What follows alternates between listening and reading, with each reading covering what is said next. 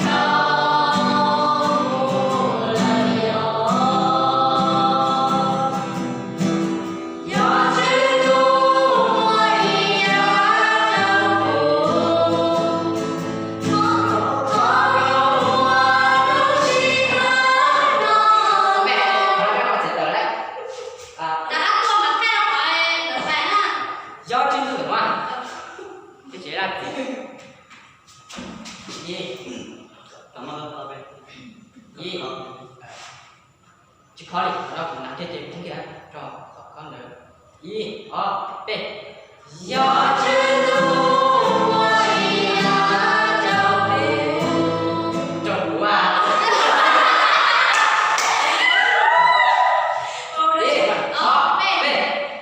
Gõ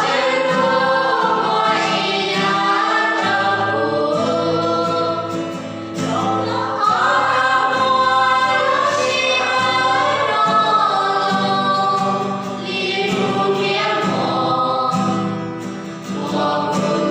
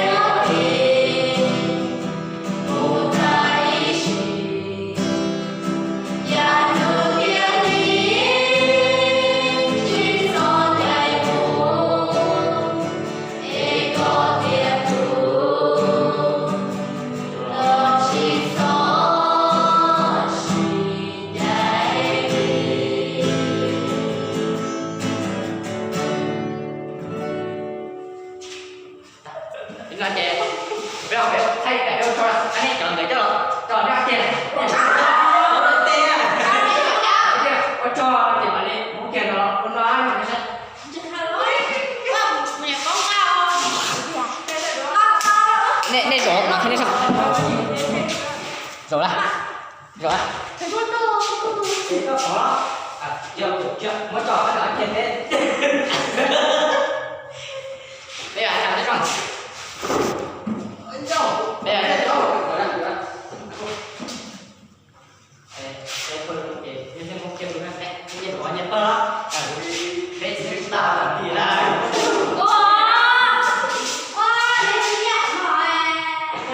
Chỉ nhận được cái. Mẹ thằng nó sẽ biết không tao nữa. Được á, không chụp. Chắc tao có tên rồi. Rồi lên. Cho một cái. Cảm nha. Cái có thân đến chỗ. Thế nó phải như bắt đầu to. Thế còn bắt đầu tiền đúng không? Bắt đầu ra tiền rồi có vậy. Còn ra tiền. Bây giờ hãy Thôi gì á. lên bắt đầu tạo được mà. Ôi, chặt rồi. Đó. Ê, bây giờ hãy chặt cho mà.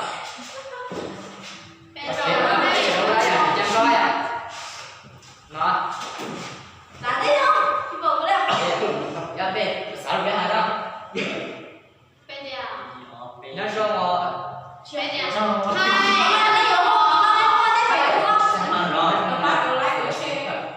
Hai, ba cậu lấy một xe. Hai nó số này. Cái chẳng ta là bé không có gì. Cậu lấy một xe. Hai bé kia. Một chân đỏ thì. Yeah, đó là. Mẹ của con phải ta rồi. Hai đứa kia à? Chẳng nghe ông để chờ xong không chào. Xa cha. Bé chỉ đó nó. Hai nữa. Chỉ sao tiền nó.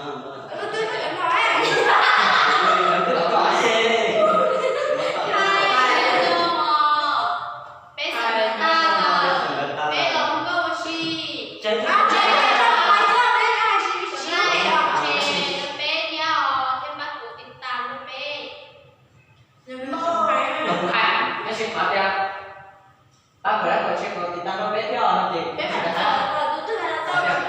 Nhớ xong muốn nói bé sinh bé ta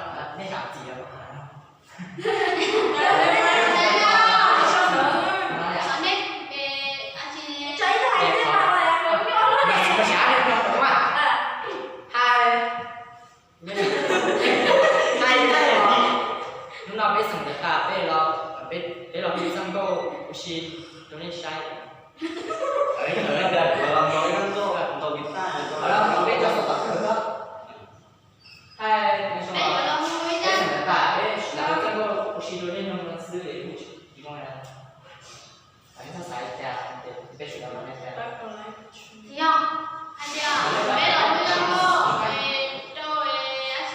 trong thở đó bây giờ nó bây giờ trong cái đôi sẽ không có cái rồi cái chuyện nhỏ hai đứa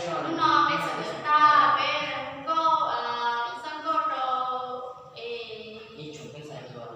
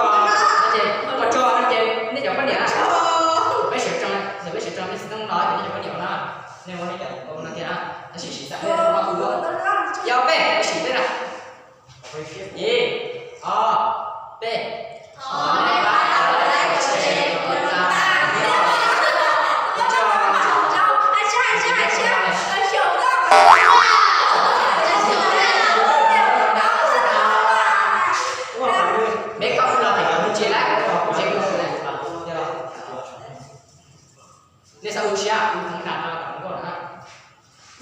Ý áp đẻ